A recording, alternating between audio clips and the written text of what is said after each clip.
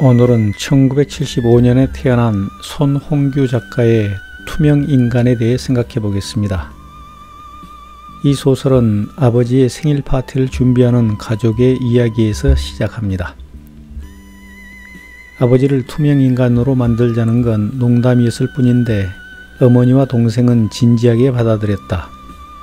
어머니는 아버지의 생일을 기념하는 특별한 선물이 될 거라고 했다.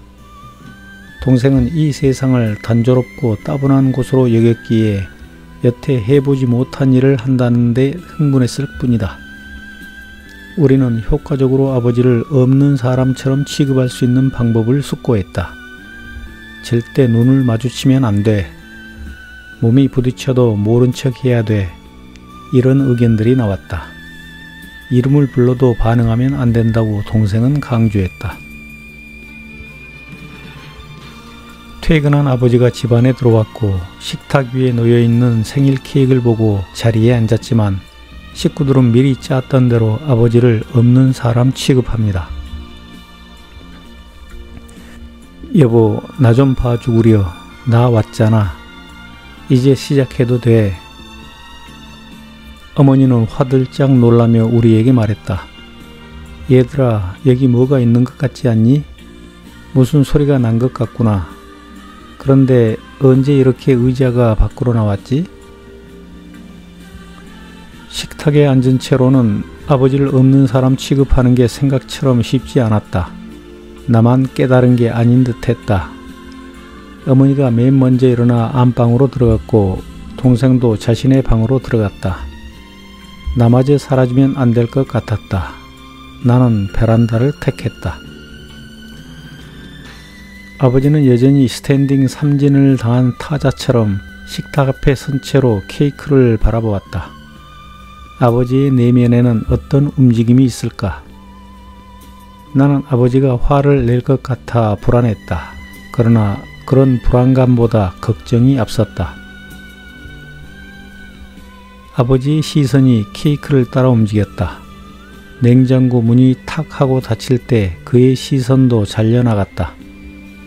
누군가를 없는 사람처럼 다루는 일이 권력을 부여받은 것과 비슷하리라고는 생각하지 못했기에 마음이 불편했다. 그만두고 싶었다.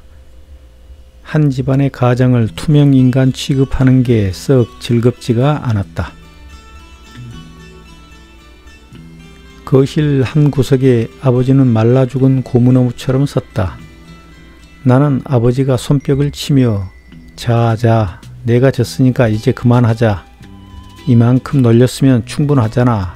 라고 말해주길 기다렸다. 그런데 이번엔 아버지가 식구들을 투명인간 취급을 하기 시작합니다. 이튿날에도 집안의 식구들은 없고 자기 혼자 있는 듯 행동합니다. 아버지는 중국 음식점에 자장면과 탕수육을 주문했다. 배달원에게 돈을 주고 그릇을 받아든 건 나였다. 그러나 아버지는 마치 자장면과 탕수육 그릇이 절로 날아와 식탁 위에 얌전히 내려앉는 게 당연한 일이라는 듯 의혹이라고는 전혀 찾아볼 수 없는 심드렁한 얼굴이었다. 실종신고라도 할까? 동생은 아버지를 똑바로 바라보며 이렇게 말했다. 아버지는 아무 대꾸도 하지 않았다. 그는 귀가 멀고 눈이 먼 사람 같았다. 소설의 마지막 장면은 아버지가 산책을 나가고 주인공인 내가 그 뒤를 따라가지만 아버지는 끝내 나를 보지 못한 듯 행동합니다. 결국 나는 아버지를 투명인간 취급하는 것은 나 스스로 투명인간이 되어버린 것임을 깨닫습니다. 아버지를 바보 취급한 것은 나 스스로 바보가 되어버린 것임을 깨닫습니다. 그때 나는 망막 역시 투명하기에 아무런 상도 맺히지 않는다는 걸, 그러니 투명인간은 장님과 다르지 않다는 걸 깨달았다. 그러나 눈이 있어도 아무것도 볼 수 없었던 건 내가 아니었을까라는 생각이 들었다. 나는 이 소설을 읽으면서 어느 나라에서 권력자로 선출된 어떤 멍청한 인간을 생각합니다. 그 인간은 대다수 국민들이 빤히 보고 들은 못된 짓을 안 했다고 거짓말합니다. 국민들을 보지도 듣지도 못하는 투명인간 취급합니다. 아마도 그 인간은 국민을 바보 취급하는 것이 본인 스스로 바보라는 것을 증명하는 것이라는 사실을 모르나 봅니다. 그가 하는 행동이 120여 년 전 조선 말 민심을 외면하여 나라를 망하게 했던 멍청한 양반놈들의 짓거리와 똑같다는 것을 모르는 바보입니다.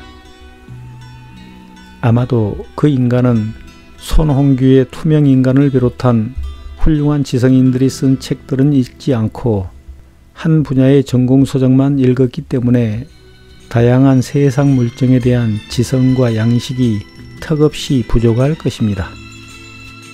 국가의 주인인 국민을 투명인간 취급하는 권력자는 멍청하고 어리석은 자입니다. 나는 그렇게 생각합니다. 감사합니다.